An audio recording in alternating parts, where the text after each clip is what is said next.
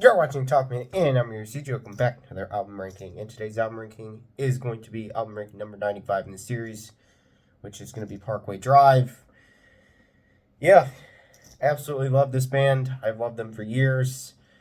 Have my favorites, have my least favorites, and this list wasn't hard to do, honestly. It wasn't like the last one, it wasn't like the one before. This one was basically like listen through them and just make sure I knew where I was putting them, because like I basically knew exactly where I was going to put every single one of the albums. But yeah, 7 studio albums, 7 are, I like most of them.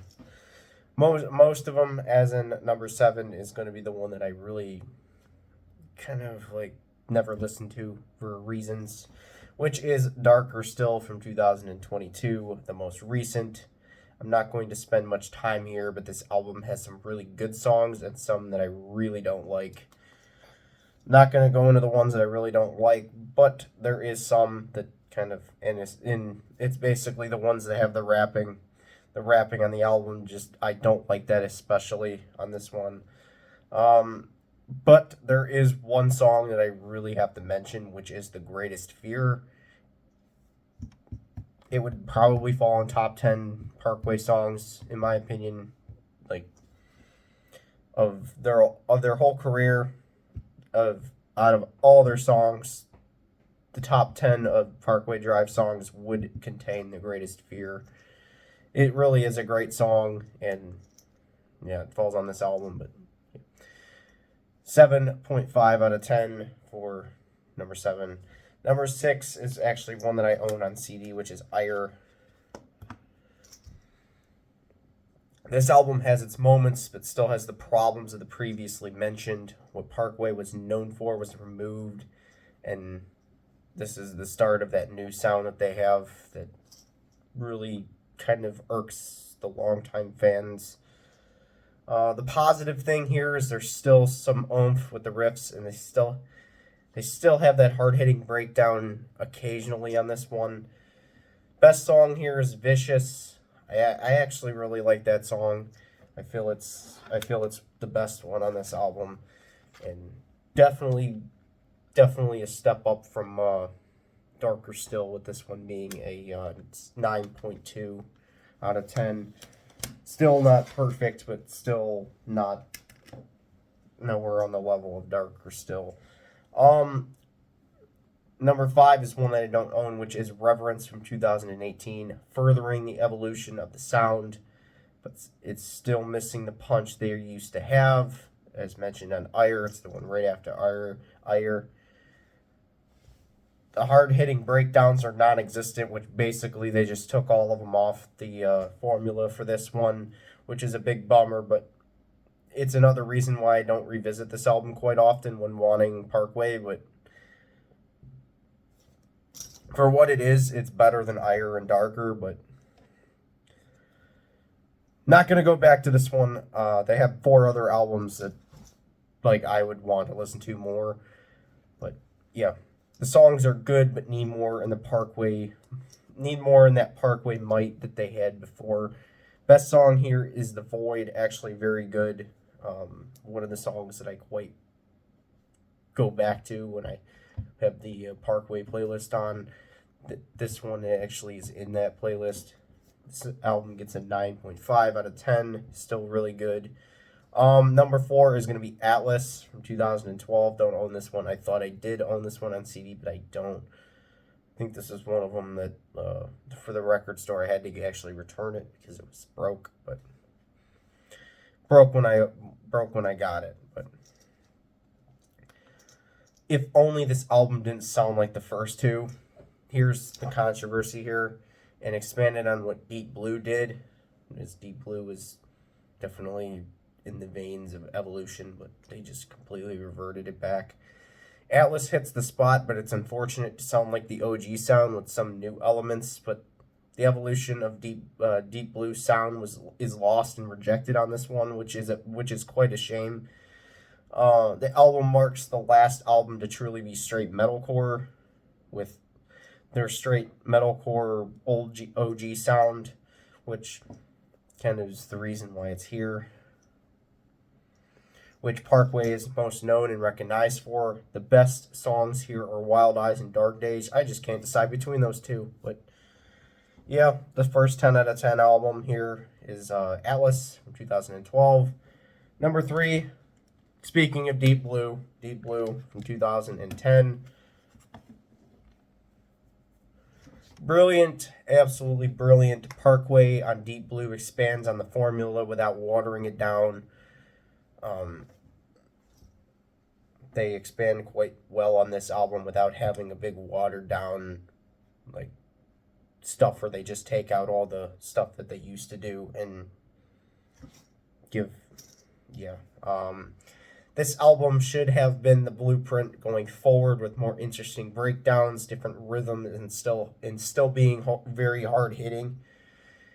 And Winston's vocals having an absolute harder edge to them on this album, much more harder than his vocals on the 2 that came before this album, which haven't been mentioned yet. So yeah, they are number 1 and 2, but which order?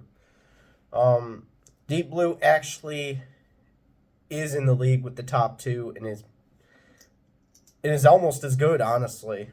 But I just prefer the other 2 over this one. But this one definitely is one that I go back to quite often and enjoy every time. Best song here is Dead Weight. Honestly, one of their best.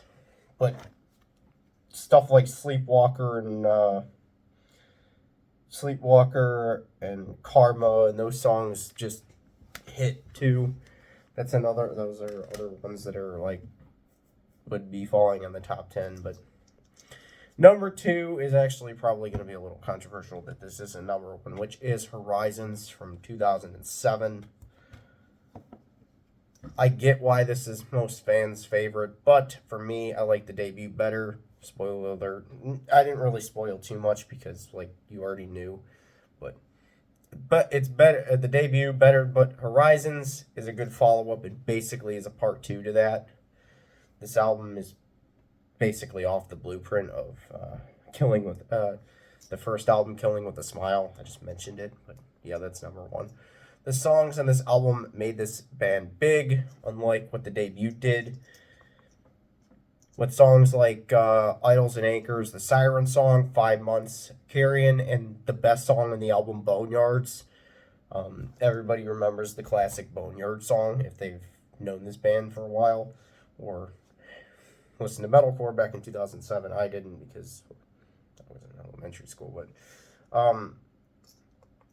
yeah, this is one of the Boneyards was probably one of the most is the most talked about song of this band's career and by all the fans basically.